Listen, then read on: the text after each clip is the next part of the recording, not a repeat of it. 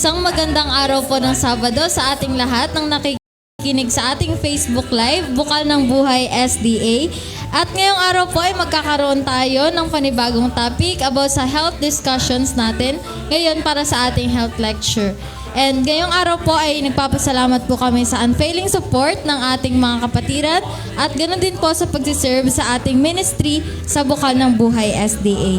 So I am your host for today, Miss Christine May L. Martinez, and please join me and please join us as we open a new topic for today.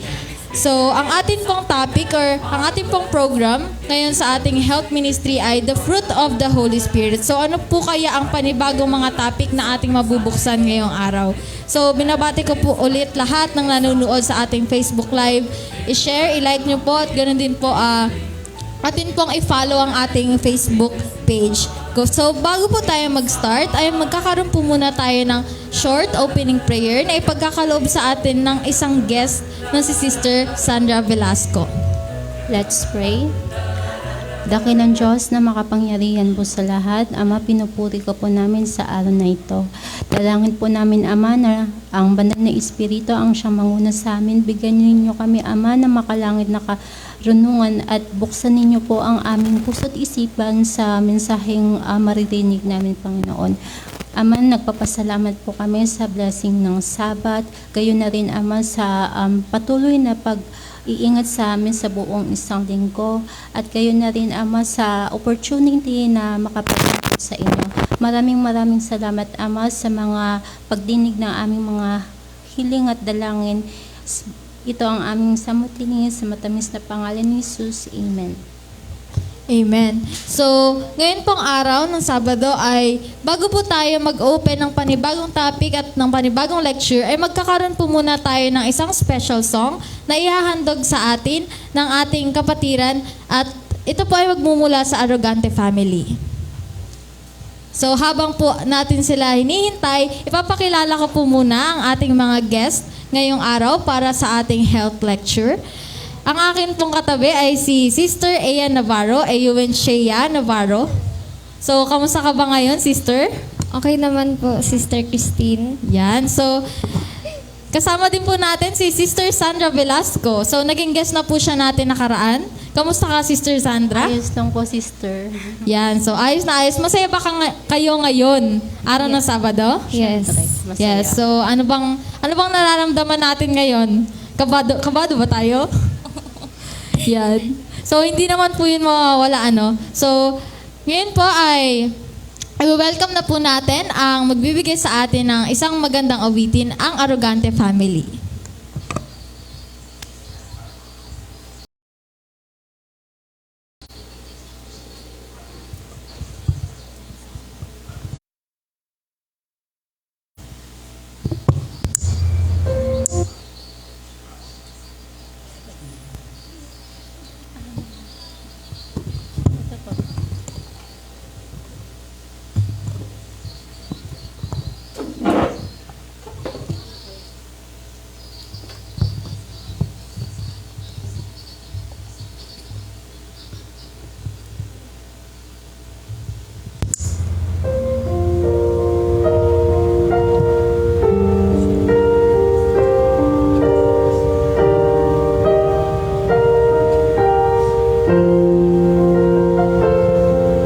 When darkness filled the sky, the day that Jesus died in agony upon the bitter cross, they took his body down and laid it in a tomb. His friends believed that everything was lost. But when the third day came, the darkness turned to light. For Mary heard her name and saw the living Christ Risen to set the captives free. Risen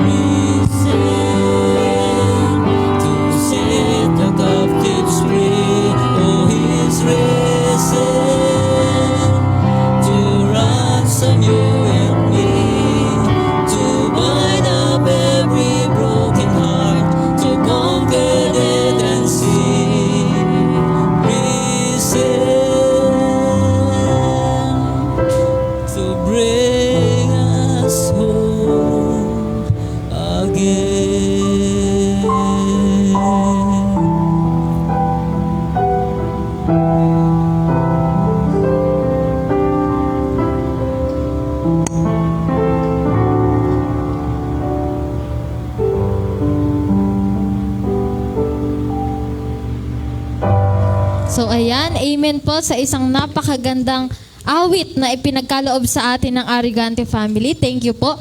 And sabi sa awit, di ba nga, reason because He set the captives free, and reason because He ransomed you and me. So, napakagandang message. Paalala sa atin na ang Panginoon ay iniligtas tayo sa ating mga kasalanan. So, next po na atin pong pag-uusapan or ang atin pong topic for today ay feeling ko ito ay isa sa mga pinaka-interesting. Ganon din parang dapat bigyan natin ng highlight sa fruit of the Holy Spirit. So ano ba yung ating topic ngayon? So Sister Aya, ano ba yung topic natin for today? Ayan. So, ang topic po natin ngayon ay about peace and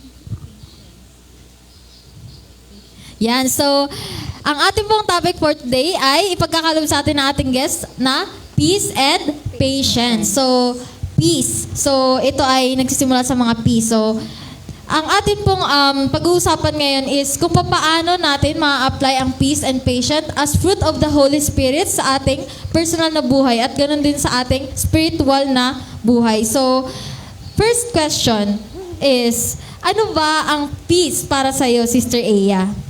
Ayan, kung ako po ang tatanungin, para sa akin ang peace ay, or kapayapaan, yun ay yung wala kang pangamba, wala kang walang pag-aalala, walang worries, and ayun, peace lang. So, at sa'yo naman, Sister Sandra, ano ba ang patience para sa iyo? Akin, simpleng word lang siya, wait or endure. Kasi yung ability ng isang tao na maghintay o magtiis sa isang bagay, lalo na kung alam niyang nakakapagod to, mahirap to, ayun. So yan, ang peace at ang patience ay, sa tingin ko magkadugtong itong dalawang ito eh. Kasi kung meron kang kapayapaan sa iyong buhay o sa iyong puso, makakapaghintay ka, di ba? Kahit gaano pa yan katagal. So, next question ko is, ano ba ang peace or patience based naman sa Bible? Ayan, so sa peace po, mahahanap po natin ng unang verse sa Psalms 29 verse 11. Sabi po dito, the Lord will give strength to His people and the Lord will bless His people with peace.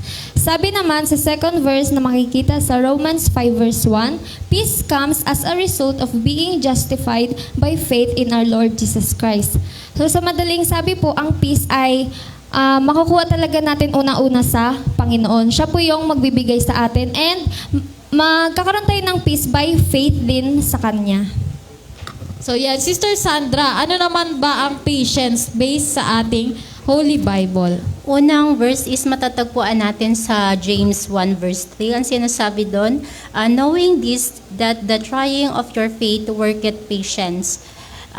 Then Hebrews 10 verse 36, for ye have need of patience, that after ye have done the will of God, ye might receive the promise. So, sa madaling salita is long temper. Ibig sabihin, sa unang verse is doon masasabak yung faith natin sa Panginoon, kung willing ba tayo maghintay at patuloy pa tayo manampalataya sa Kanya.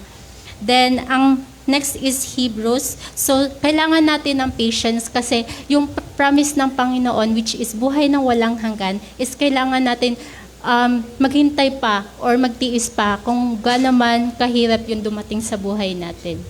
So yan, napakaganda no ng mga verses na shinare sa atin ng ating mga guest kung paano natin makikita ang peace and ang patience based sa ating Holy Bible. So, ang kanila pong mga binigay ay konti pa lamang kung i-compare natin sa marami pa nating mga makikita or mababasa sa ating Bible. So, atin pong dapat pag-aralan pa or dapat pa nating alamin pa kung ano ba ang kapayapaan at ang pagtitimpi based sa ating Bible. So, atin po itong hanapin pa at mag-dig in deeper pa tayo sa kung ano man yung sinasabi sa atin ng Bible about sa peace and sa patience. So, next question ko is, ano po ba yung peace based sa pagiging fruit of the Holy Spirit niya?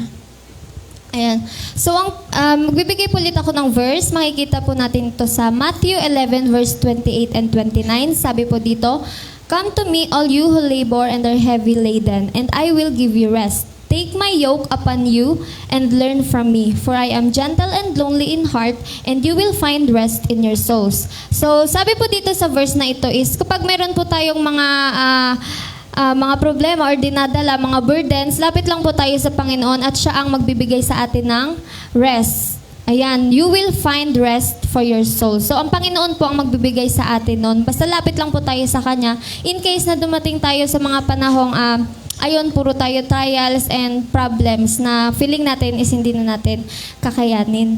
So ayan, isang napakagandang verse na naman ang ating nakuha mula kay Sister Aya. So, sinasabi nga sa verse na kung may problema, kung may worries, kung meron tayong, kung may gumugulo man sa ating mga isipan, lumapit tayo sa Panginoon. Ang Panginoon ang magbibigay sa atin ng sagot, ang magbibigay sa atin ng kapayapaan sa ating buhay. So, ano pa ba yung mga dapat nating gagawin? Or ano pa yung mga dapat nating i-keep ng with peace sa ating buhay?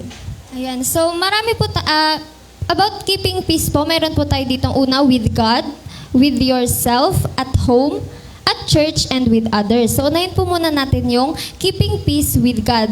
Ayan, para makip po natin ang peace natin sa Panginoon, kailangan po nating magkaroon ng complete trust and faith sa Kanya. Huwag po natin siyang pagdudahan and magtiwala lang po tayo sa mga promise niya na ayon sa mga verse, yun po. Enough na po yun na magtiwala tayo sa Panginoon sa mga sinasabi niya doon na siya na ang bahala, basta maglapit lang tayo sa Kanya pag mayroon tayong mga pinagdadaanan. In that way, magkakaroon na tayo ng peace. Yan. So, isang napakagandang paalala sa atin, no? Na kapag meron tayong kapayapaan sa ating Panginoon, ay magkakaroon din tayo ng kapayapaan as a whole. So, ito ay nangangahulugan na sabi nga nila, di ba, ang promise ng Panginoon sa Bible ay unending. So, napakadami nun. Kung iisa-isahin natin yun isang araw, parang sa isang araw, hindi ka na mag-iisip, ano? So, parang dito, isang araw, dito ako mag-hold sa promise ng Panginoon na siya ang gagabay sa akin. Panibagong araw, another promise na naman. So, sustainable or lahat ng promise ng Panginoon, kaya tayo masustain throughout the year. So, kung tayo ay kakapit lang sa Panginoon, doon tayo magkakaroon ng kapayapaan sa ating buhay. So, ano pa ba, Sister Iyaya? Ayan, next naman ay keeping peace with yourself. We must have confidence that designed us in the situation that we are right now. Ayan, para makip naman po yung peace sa ating sarili, kung nasaan man po tayong sitwasyon ngayon, dapat wag tayong panghinaan ng loob kasi una-una, hindi naman tayo ilalagay doon ng Panginoon kung hindi naman natin kaya. Ayan, so maa-apply pa rin natin doon yung keeping peace with God kasi yun nga, magkaroon ka ng faith sa Panginoon na kaya natin to kasi andyan naman yung Panginoon na gagabay sa atin and karamay natin siya sa kung anumang problemang hinaharap natin. So yan, malinaw na malinaw, ano? Kapag meron tayong kapayapaan kasama ang Panginoon, may kapayapaan din tayo sa ating sarili. Dahil isinusurrender natin sa Kanya lahat ng ating mga problema. So ano pa yung sunod natin? Ayan, keeping peace at home naman. If want natin ng peace sa buong mundo, syempre dapat mag-start muna tayo ng peace sa sa ating tahanan. Ayun, yun yung term tahanan. Ayan, so dapat makip po muna natin yung peace sa ating mga tahanan and in that way, makakaano na rin po tayo ng peace sa buong mundo. Kasi, di ba nga po merong mga tao na hindi na nga sila okay sa kumbaga sa pinanggagalingan nila sa bahay, 'di ba? 'Yun yung unang ano natin. And then minsan pag may problema sila sa bahay, nadadala nila sa labas, nagugulat ay marang halimbawa bad mood, ganyan. 'Yun pala hindi okay doon sa tahanan nila. And 'yun nadadala nila sa atin na iba. So, kung gusto natin ng peace, dapat mag-start talaga 'yon sa tahanan kasi in that way makaka-spread din tayo ng hindi tayo makaka-spread ng mga bad vibes sa ibang tao. Ayan. So yan. So sabi nga po 'di ba sa saying ay charity begins at home. So ganun din pala na peace begins at home. Kailangan rin ang kapayapaan ay nagsisimula sa ating tahanan para makapag-influence rin tayo sa labas ng ating tahanan na magkaroon sila ng kapayapaan. So next, keeping peace at church. Ayan. We must have a good relationship with our brethren at church because God values relationships more than we do. So tayo po mga kapatid, mga kapatiran, para makip po natin ang peace dito sa ating bahay-sambahan. We must avoid mga hindi pagkakaintindihan, ganyan. Kasi yun nga, ang gusto ng Panginoon ay, binavalue ng Panginoon ang mga relationships. Ayan, kaya 'di ba sabi niya din, mahalin ang kapwa gaya ng pagmamahal natin sa ating sarili. So in that way, dapat tayo po dito mga kakapatiran, tayo na nga po dito. So dapat iwasan na po natin yung mga gulo or anumang mga misunderstandings. Yan, so isang napakagandang paalala sa atin, no, na kung sa labas nga ng ating tahanan or kung sa loob ng ating tahanan, binavalue yung peace, ano pa kaya sa loob ng bahay-sambahan, di ba? So, isang napakagandang opportunity na sa ating bahay-sambahan ay magkaroon tayo ng kapayapaan sa ating kapwa. So, kahit po nagkakaroon ng minsan misunderstandings, nagkakaroon ng mga problema, ganyan. So, yes. Ayusin agad. So, it is our way or opportunity natin yun na mas mapalago pa natin yung relationship natin sa ating kapwa at magkaroon tayo ng peace sa ating mga kapatiran. Ayan. And para maiwasan na rin yung mga sama ng loob na nakikip, dapat i-open din natin sa magandang paraan in a way na hindi naman nakaka-offend ng iba. Ganyan. Yan. So, isa nga po 'di ba sa kailangan nating tandaan na hindi naman tayo pumunta sa ating bahay-sambahan para kanino, ngunit para sa ating Panginoon. So, kailangan ang mata natin ay nakatingin lang sa Panginoon at naka-focus lang ang ating utak sa ating Panginoon. And lastly, syempre, keeping peace with others. Dapat yung mga sinespread natin sa kanila, lalo na doon sa mga healing. Ayan, dapat peace lang yung natin sa kanila. Kumbaga, wag na nating dagdagan ng mga kung ano-ano pang mga problema. Kasi, syempre, they are healing, ganyan. So, yan. Isa sa mga kailangan natin gawin is kapag nakikita na natin or kahit hindi naman natin nakikita dapat maging sensitive tayo sa ating kapwa. Dahil hindi natin alam kung ano yung story or kung ano yung dinadala niya. Kung ano yung mga nadaanan niya dun sa labas, kung ano yung bigat na meron siya sa puso niya ngayong araw. So, kailangan nating i-influence yung peace na meron tayo sa ating mga kapwa. So, ayan, no, napakaganda. Ang dami nating natutunan kung paano natin i-maintain ang kapayapaan sa ating home, sa ating sarili, ganun din sa ating Panginoon. So, ano ba yung kailangan nating gawin or kailangan naman nating mga isipin kung paano tayo magkakaroon ng patience bilang fruit of the Holy Spirit? Ayan. So, una is may 5 po tayo. Patience is waiting quietly. Patience is waiting eagerly. Patience is watching until the end. Patience is waiting joyfully. Patience is waiting with grace. So, una is patience is waiting quietly. Bago ang lahat, Sister Christine, Yes. may tatanong ako sa iyo. Yes. Mahaba ba pasensya mo? Depende. Depende sa tulog siguro yan. Oo. Ganon. Kasi di ba sa fruit of the Holy Spirit, patience is parang yun yung pinakamahirap gawin. Kung gaano yung Totoo. limitation mo, yung limitation mo, kung gaano kataas pa, kung gaano kahaba yung pasensya mo, lalo Yes. na pag pagod ka, stress ka. Di ba minsan sa unting bagay lang na iirita ka na, Madali. yung ganyan, Yes, diba? ganyan. So, yung first is, patient is waiting quietly. So, itong sinasabi na ito, ini-endure mo yung pain, yung struggles, pero sa kabila nun is, hindi ka nagre-reklamo, tahimik ka lang, parang, okay, accepted ko, ito yung, kailangan ko maghintay, kailangan ko pagtiisin to, yun yung Yan. So, ang una pala is, patience is waiting quietly. So, Yes. kapag tayo pala ay nagkakaroon or minimaintain natin ang patience, hindi mo sasabihin na, patient ako kasi ini-injure ko naman. Pero at the same time, nagrereklamo ka. Ganon. So, hindi pala yun matatawag na patience. So, kapag kailangan may patience ka, doon din nakapasok din yung hindi ka nagrereklamo or quietly kang nag-i-endure ng mga struggles mo. At isa pa doon is, yung mapagpasensyang tao is, hindi siya madaling magalit. Yes. Siyempre, alam ng Panginoon kung ano yung needs mo at alam niya kung ano yung kailangan mo. So, hindi ka kailangan magalit or hindi ka kailangan magpanik. Paano na to, ganito, ganyan. So, just wait kung alam ng Panginoon na ibibigay niya yun sa'yo. Basta maghintay ka lang. Yes, amen. So isang napakagandang reminder po sa atin yun, na kapag ang Panginoon ay binigay natin sa Kanya lahat, so sabi ko nga kanina, na kapag may kapayapaan ka sa Panginoon is magkakaroon ka din ng patience sa iyong sarili. Sunod is patience, waiting eagerly. Kung sabi ka mag-wait, di ba? Kung, for example, yung parents mo, anak, punta mo na ako ng bayan. Yes. Tapos alam mo na yung mother may uuwing pasalubong. So, isa yun sa patience na na mararanasan mo. Yung sabi kang maghintay, di ba? Kasi alam mo may darating, may Yes. kapalit. So bilang bata, di ba pag sabi, ma, saan ka pupunta? Ganyan. Tapos, di ba, mamamalengke lang ako, ganyan, sabi ng magulang. So yung bata, maghihintay siya, sasabihin ng mama niya, hintayin mo ako, tapos magpakabait ka. Pag uwi ko, may pasalubong ka sa akin. So yung bata, magpapakabait siya. Kasi alam niya na pagdating ng mama niya, ay may pasalubong or may reward sa kanya. So parang ganun din sa Panginoon, Yes. Bibigyan niya tayo ng promise na babalik siya at bibigyan niya tayo ng everlasting life kung talagang magkakaroon tayo ng obedience sa kanyang mga promises. So, next naman is waiting until the end. So, ano ba ito?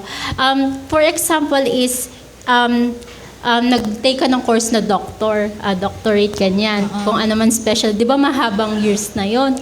So, di ba ang tagal-tagal, kung ipupursue mo na kahit ganito kahirap yung mga studies nila, lessons nila, pero kung gusto mo makamit yung isang bagay na yon, willing ka maghintay, willing ka magtiis Hanggang na sa matapos dulo. yun. Oo, hanggang sa dulo. Ikaw din, di ba, Miss Christine, di ba? Balita ko, 10 years na kayo, di ba, yun sa course mo. So, willing ka ba maghintay ng ganong katagal? Eh, nandito na rin tayo. Oo, so, na-startan mo na, di ba? Yan. So, yes. hanggang sa dulo is, alam mo na meron kang reward or meron kang makukuhang Yes. something na ini-eager mo sa dulo. So, in that way, magkakaroon tayo ng parang, yung vision na kaya ko to ginawa dahil may hinihintay ako sa dulo. So, ganun yung So, kapag meron tayong patience, ini-endure natin yung pain. At the same time, meron tayong parang goal na hanggang sa dulo, maghihintay ako para sa Panginoon. Then next is patient is waiting joyfully. Masaya ka naghihintay. Paano ba yun?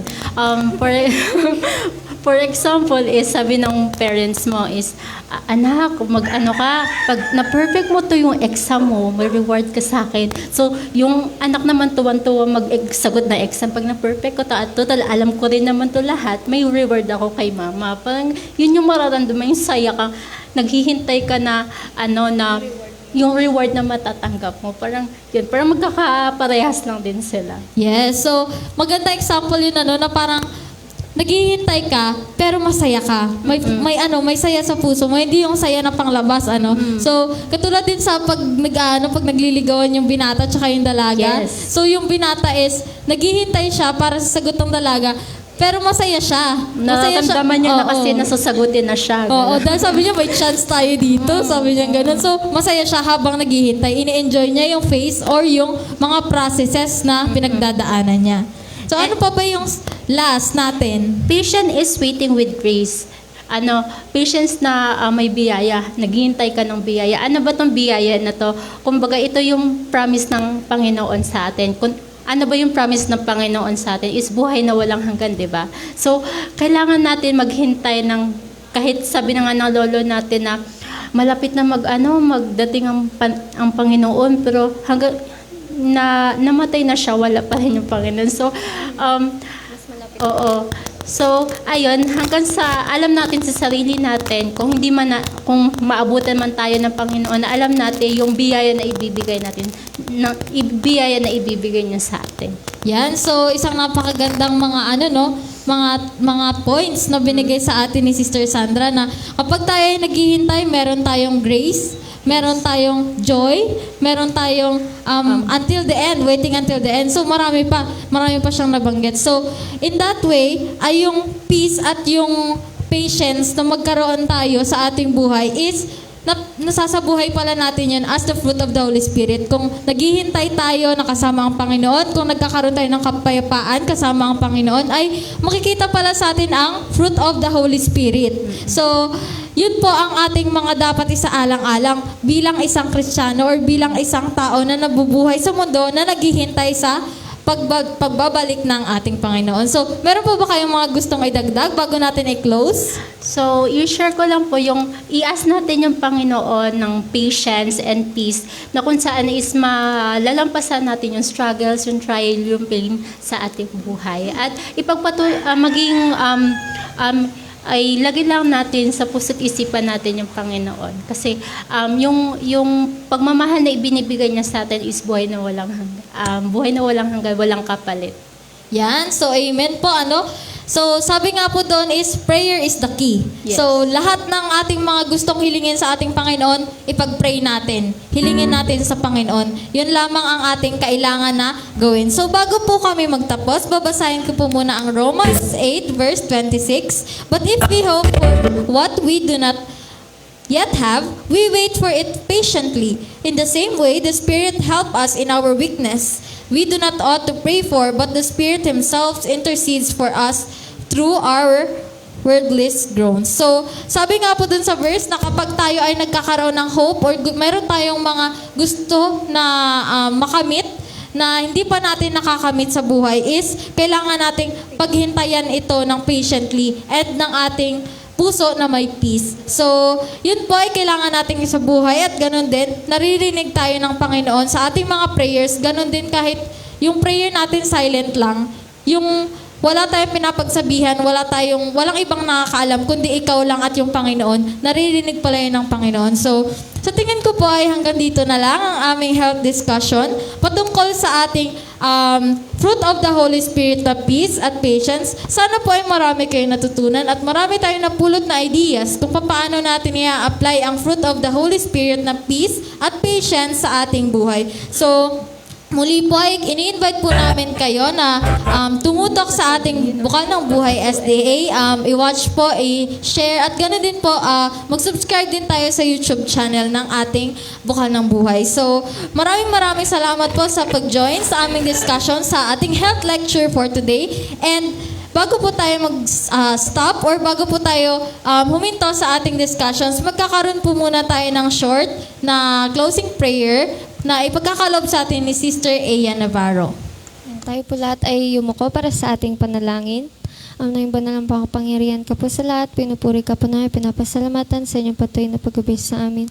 Tawad po sa mga nagawa naming kasalanan at salamat po Ama sa aming mga natutunan at sa message na aming napakinggan na i-apply po namin to sa aming pang-araw-araw na buhay. Ito lang po ang aming hiling at dalangin sa matamis na pangalan ni Jesus. Amen. Amen. So yan, thank you po ulit sa pakikinig at sa pag-join sa aming discussions.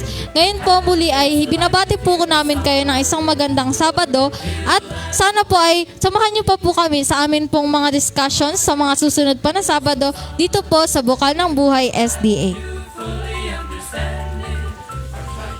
Thank you and have a blessed Sabbath. He will give you more than you could hope for, much more than you could ever realize. You can experience something that is wonderful. You can experience something that is grand.